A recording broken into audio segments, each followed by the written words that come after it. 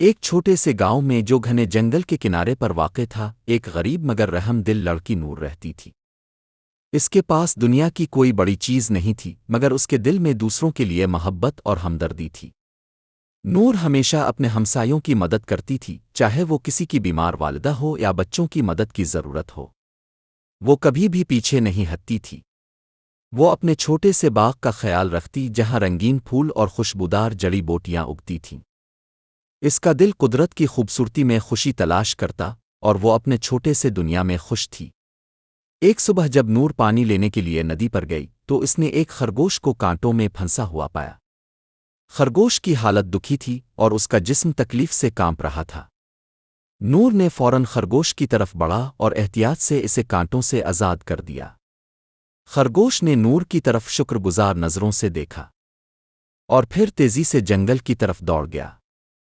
نور کو اس کا پیچھے جانا معمولی سا لگا، مگر وہ نہیں جانتی تھی کہ یہ خرگوش دراصل جنگل کی 3 پریوں کا قریبی ساتھی ہے، جو اس جنگل کی حفاظت کرتی ہیں اور قدرتی توازن کو برقرار رکھتی ہے۔ خرگوش پریوں کی چھپی ہوئی دنیا میں واپس پہنچا اور وہاں تینوں پریوں لیلا، مہر اور صبا سے نور کے رحم دل عمل کا ذکر کیا۔ خرگوش نے بتایا کہ نور نے بغیر کسی لالچ کے اس کی مدد کی اور دکھایا کہ اس کا دل کتنا صاف اور خالص ہے۔ پریاں نور کی خوبیوں سے متاثر ہو کر فیصلہ کرتی ہیں کہ وہ اس کے ساتھ اپنی محبت اور احسان کا بدلہ ضرور ادا کریں گی۔ اگلے دن تینوں پریاں اپنے اصلی روپ میں نہ آ کر مسافروں کے بھیس میں نور کے گاؤں پہنچتی ہے۔ وہ اس کے گھر کے قریب جا کر باغ میں محنت کرتے ہوئے نور کو دیکھتی ہے۔ وہ اس کی سخت محنت اور دل کی پاکیزگی سے بہت متاثر ہوتی ہے۔ پریاں نور سے ملاقات کرتی ہیں اور اس سے مدد کی پیشکش کرتی ہے۔ نور انہیں نہ پہچانتے ہوئے اپنے گھر میں خوش آمدید کہتی ہے اور ان کے ساتھ اپنا تھوڑا سا کھانا بانٹتی ہے۔ اس کی مہمان نوازی سے متاثر ہو کر پریاں اپنی اصلی شکل میں آ جاتی ہے۔ پریاں نور کو ایک جادوئی گائے تحفے میں دیتی ہے۔ یہ گائے سونے کا دودھ دے سکتی ہے جسے نور بیچ کر اپنی زندگی کو بہتر بنا سکتی ہے۔ لیکن پریاں اسے ایک اہم بات بتاتی ہے۔ یہ گائے صرف اسی وقت سونے کا دودھ دے گی جب تم اسے محبت اور خلوص سے پال لو گی۔ ہاں نور، تمہیں اس کا بہت خیال رکھنا ہوگا۔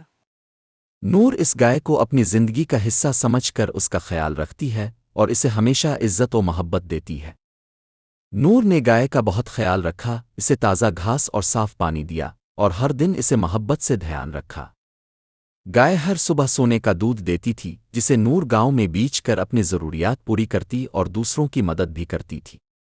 نور کی زندگی بدل گئی تھی، مگر اس کی طبیعت میں کوئی غرور نہیں آیا تھا، کیونکہ وہ ہمیشہ اپنی مدد کی بنیاد پر دوسروں کو خوشی دیتی تھی۔